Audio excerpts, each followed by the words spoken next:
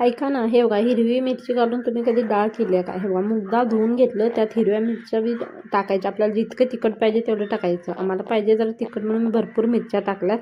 आणि हे बघा असं भाजून घेऊन डाळ, आता भाकरी बी करायची इकडे चालू आहे. आता कुकर लावून घेते आणि हे बघा कुकर ठेवते. मीठ घालायचं जरा आणि आपण कुकर लावतोय तसं लावायचं आणि आपल्याला शिजवून घ्यायचं. 5-6 शिट्ट्या शिजवून घ्यायचं. डाळ एकदम शिजाय पाहिजे. हो अशी शिजाय पाहिजे. त्या मिरच्या शिजल्यावर गरम गरम कुकर काढले, त्याची वाफ कशी जायला लागली बघ ते बघा. आणि बघा मिरच्या बी शिजल्यात. मिरच्या काढून घ्यायचं, वेगळं करायचं. मिरच्या ताटेत काढून घ्यायचं एक. हे बघा डाळ बी छान शिजली.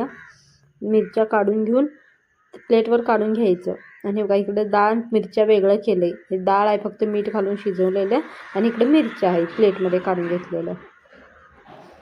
हे बघा आता मग त्या काय करायचं, मिक्सरला लावून घ्यायचं. असं मिक्सरला लावला तरी चालतंय, नाहीतर असं चेचून खलबत्त्यात असं. ते काय शिजलेलं असतं त्यामुळे लवकर होते, पेस्ट होते त्याची.